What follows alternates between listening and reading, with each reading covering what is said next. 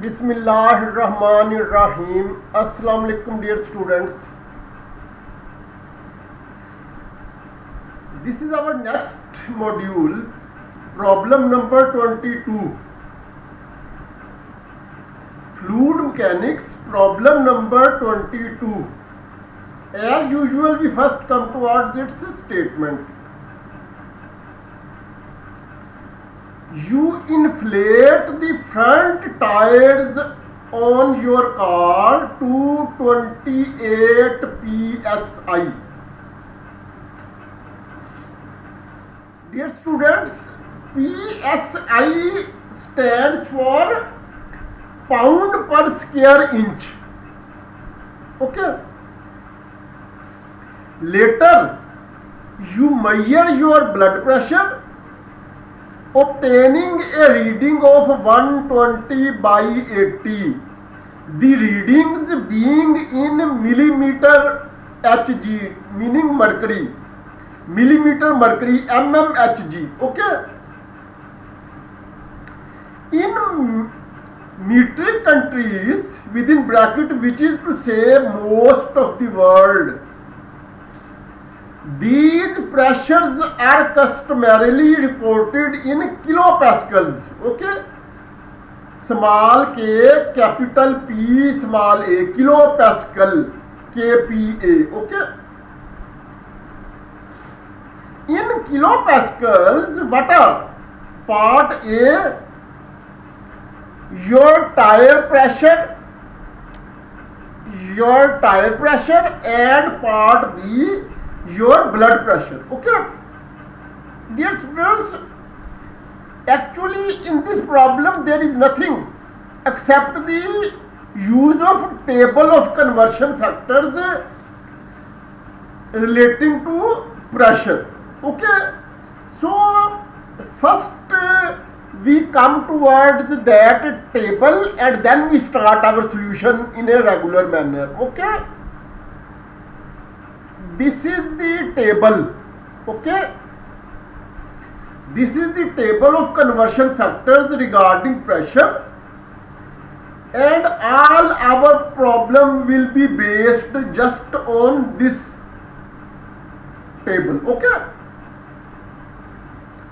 dear students, here one thing is that 1 pound per square inch is equal to 6895 Pascal. Okay, this conversion factor will be used. Okay, that is 1 psi equal to 6895 Pascal.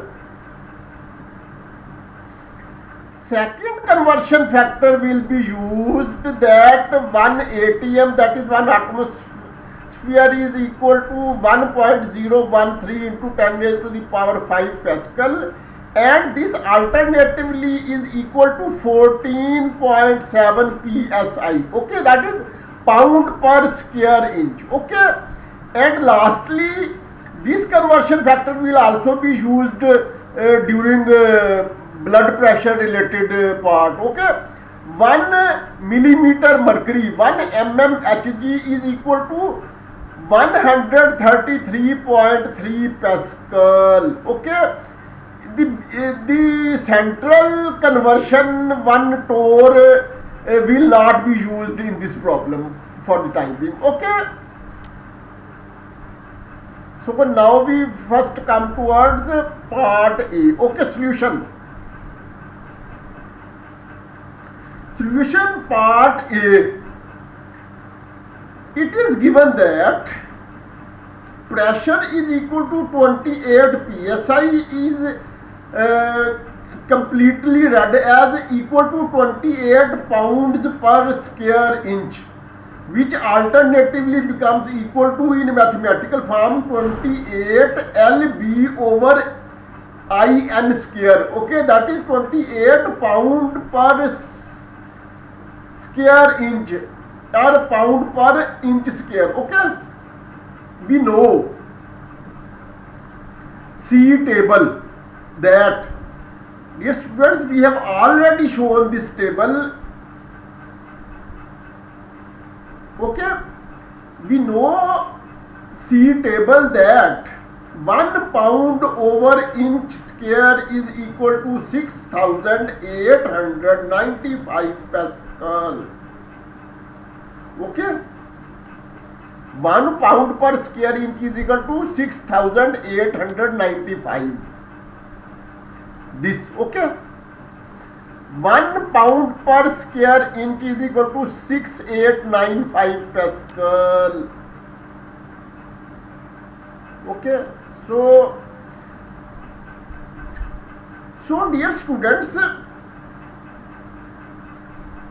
it is quite clear, quite easy to understand that when 1 pound per square inch is equal to so many Pascal, then obviously, then clearly 28 pound per square inch will be equal to that value multiplied with 28. Okay, so when 1 pound per square inch, that is when 1 psi is equal to 6895 Pascal, then this implies that 28 pound per square inch will be equal to 6895 multiplied by 28 Pascal.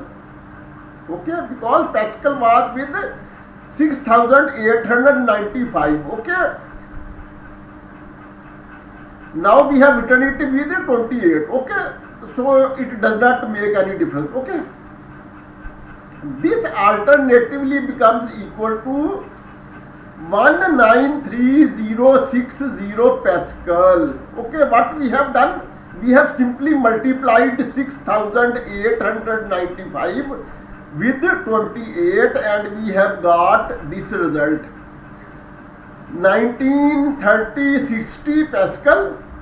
Dear students, this quantity can be written alternatively as 193.060 into 10 raised to the power 3 Pascal. Okay, what we have done, we can say that we have multiplied and divided this term with 1000. Okay, so 1000 in the numerator has taken the form as 10 raised to the power 3, while 1000 in the denominator has changed this figure from 193,060 into 193.060. Okay, we know that 10 raised to the power 3 is equal to 1000 and 1000 is equal to kilo. Okay, so we can replace this value 10 raised to the power 3 by k and we get our result in kilo Pascal, that is 28 pound per square inch becomes alternatively equal to 193.060 kilo Pascal. Okay, this is our required solution of the problem. Okay, anyhow, dear students, we move on to a slightly different method. Okay, we have termed this alternate solution as second approach. Okay, dear students, this is not the last possible method to solve this problem. There may be a third approach, fourth approach and fifth approach. Okay, when we study or analyze different tables of conversion factors regarding pressure. Okay, but dear students, we are not it is not appropriate for us to go in so much detail that we try to find out a third approach and then fourth approach and then fifth approach. It is quite sufficient when we have solved this problem above. Okay, however, we are now going to solve this conversion in a slightly different mod, and we have termed this methodology as second approach. Okay, second approach is that 14.7 pound per square inch is equal to 101300 Pascal. For this, dear students, we once again move on to table of conversion factors. Okay, this, okay, where is 14 point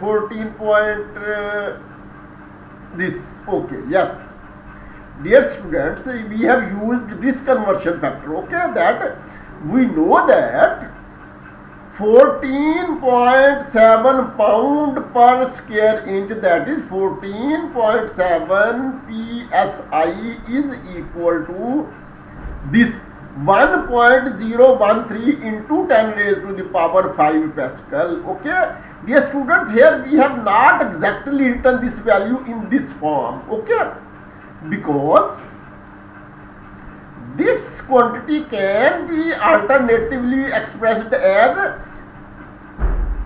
1013 into 10 raised to the power 2 Pascal, or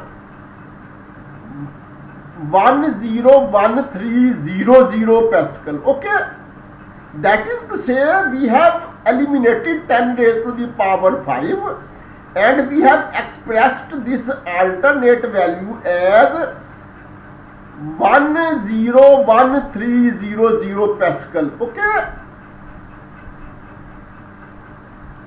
101300 Pascal. Okay, we second approach 14.7 psi, that is pound per square inch, is equal to 101300 Pascal. Okay, dear students, this value is given in the table. Then this, when so many psi are equal to so many Pascal, then this implies that 28 psi will be equal to that value divided by 14.7 multiplied by 28. Okay, quite simple, as we have done in our earlier classes, rather very earlier classes. Okay, so 28 pound per square inch has alternatively become equal to 101300 Pascal multiplied by 28 over 14.7, and this alternatively becomes equal to 192952.381 Pascal. What we have done, we have simply made use of calculator. Okay, we have simplified this term. Okay, now dear students, this answer is becoming in Pascal, but we have to give answer in kilopascal. For kilopascal, we will have to divide it by 1000. Okay, but why we divide it with 1000? We may say that we multiply and divide this term by 1000. Okay, then it will not make any difference. Okay, then 1000 in the numerator will take the form as 10 raised to the power 3. Okay, while 1000 in the denominator will change the shape of the quantity 192952.381 into 192.952381. Okay, and we know that this value, that is 10 raised to the power 3, is equal to 1000, which is kilo. So we can replace this 10 raised to the power 3 by k, and hence our answer becomes 192.952381 kilopascal. Okay, so our problem has been solved quite appropriately in a slightly different mode. Okay, and here once again answer is very close to that as in the previous mode, previous approach. That is, answer of first approach and second approach are nearly very equal. Okay, what equality? This is 193.060 kilopascal. Okay, but that is to say simply we can round it as 193 kilopascal. Okay, and this again can be rounded as 193 because after point there is a 9. Okay, if after point there is 5 or greater than 5, then we can round this last digit by addition of one number. Okay, so we can simply round this quantity as 193 kilopascal, and in previous case a result is also 193 pascal. Okay, this, okay, 193 kilopascal, and this again 193 kilopascal. Okay, now we move on to part B of this problem. Okay, part B, we know C table that 1 millimeter mercury is equal to 133.3 pascal. Okay, 1 mm Hg means 1 millimeter of mercury. Hg is a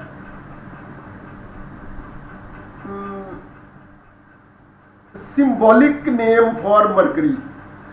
Okay, mercury element is denoted by Hg. Okay, we once again move on to table of conversion factors, in which we will see that 1 millimeter mercury is equal to 133.3 pascal. Okay, this, okay, 1 millimeter mercury, 1 mm Hg is equal to 133.3 pascal. Okay, here central conversion factor 1 torr is not applicable in this module, in this problem. Okay,